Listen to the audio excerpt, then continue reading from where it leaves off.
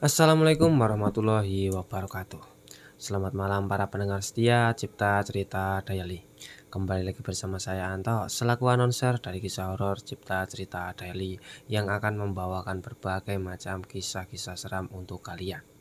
Tapi sebelumnya gua mau ngucapin terima kasih banyak ke kalian bagi kalian yang sudah subscribe dan support channel ini hingga sampai sekarang ini. Dan gua doain kepada kalian agar kalian selalu diberi kesehatan, dilancarkan rezekinya dan selalu dipermudah dalam segala urusan. Amin. Dan bagi kalian yang belum subscribe, alangkah baiknya apabila kalian menekan tombol subscribe yang ada di bawah ini agar channel kami menjadi semakin berkembang dan kami menjadi lebih bersemangat dalam membawakan sebuah konten-konten horor buat kalian.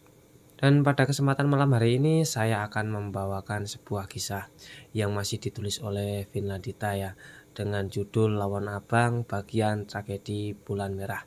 Tentu saja ini merupakan cerita dari kelanjutan yang kemarin yang berjudul Malam Jahanam. Oke, tanpa perlu banyak basa-basi lagi, kita langsung saja ke ceritanya.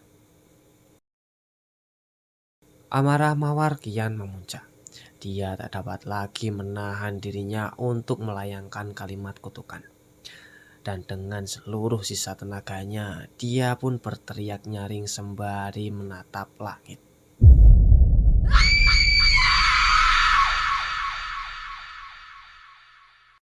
Tiba-tiba, tak!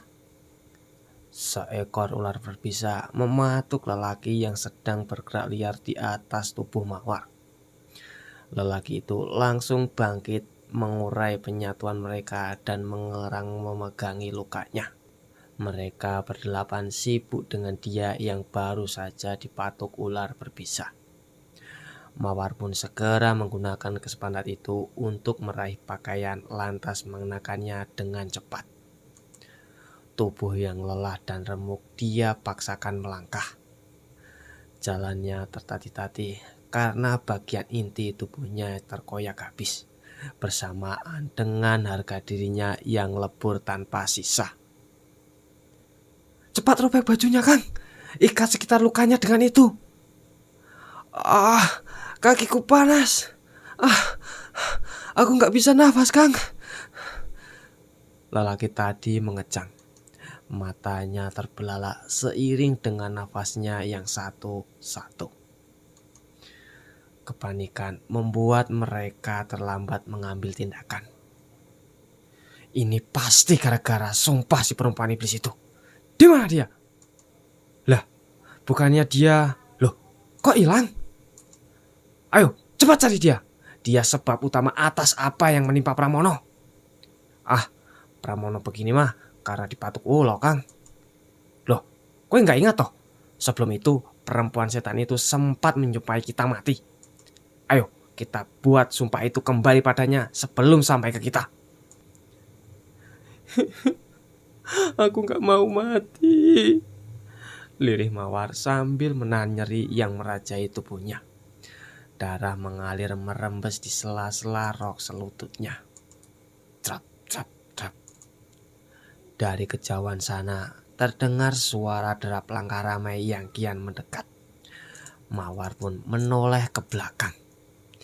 Dia bergetar dengan hebat. Dia pun semakin berusaha keras untuk menyeret langkahnya yang tertatih demi menyelamatkan diri. Saat itu Mawar semakin meronta, sementara seorang lelaki menarik rambutnya tanpa ampun. Diseret tubuh Mawar ke arah tebing yang tak jauh di depan sana. Duh Gusti, aku ketiduran. Jam berapa ini sekarang ya? Seru seorang pria parubaya sembari menepuk keningnya. Dia menatap langit yang sudah menggelap pekat, juga suasana sekitar yang sudah sepi. Dia segera turun dari amben bambu yang sengaja diletakkan di teras rumah.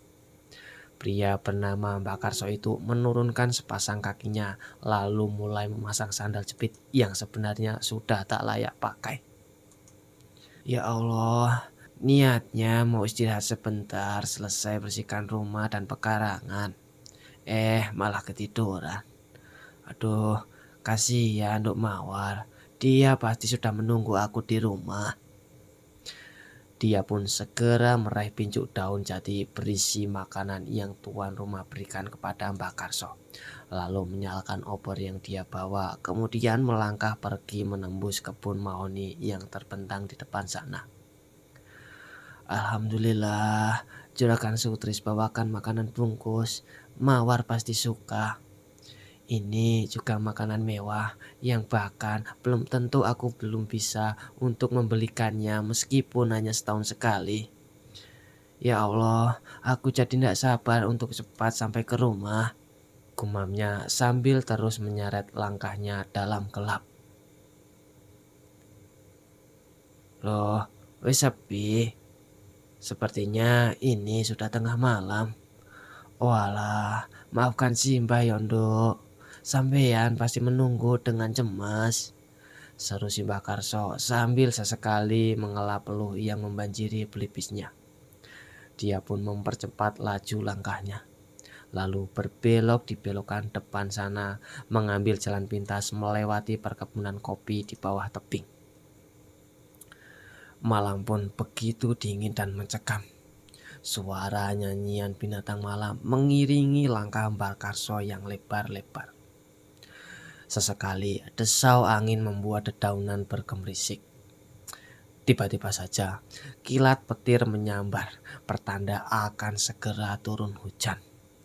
Mbak Karso berjalan setengah berlari membelah kegelapan. Tolong! Suara teriakan terdengar pilu menusuk gendang telinga Mbak Karso. Mbak Karso sontak menghentikan langkahnya lalu memutar badan mencari sumber suara. Duh Gusti, suara apa barusan itu ya? Apa suara memeti? Gumanya sambil memicingkan mata memindai sekitar. Alah, wes pura-pura ndak dengar aja. Sambungnya lalu melanjutkan langkah. Namun lagi-lagi suara meminta tolong itu kembali terdengar. Mbah, tolong mbah, tolong saya. Teriakan itu terdengar semakin jelas. Mbah Karso yang berada di dekat tebing menoleh ke atas, ke arah di mana sumber suara itu berasal. Pasang matanya memicing, dia menajamkan pendengarannya. Seseorang terjatuh tepat di depan mata Mbah Karso. Tubuhnya mendarat di atas bekas pohon tumbang yang ujungnya sangat runcing. Mbah Karso hanya diam dan mematung. Tubuh rentannya gemetaran hebat. Degup jantungnya juga semakin menggila tak terkendali. Dia pun mendekat menyoroti wajah ayu yang terpercik darah itu dengan seksama. Mendadak pasang mata tua itu memanas. Bungkusan daun jati berisi nasi, telur, dan ayam balado di tangannya itu jatuh terserak.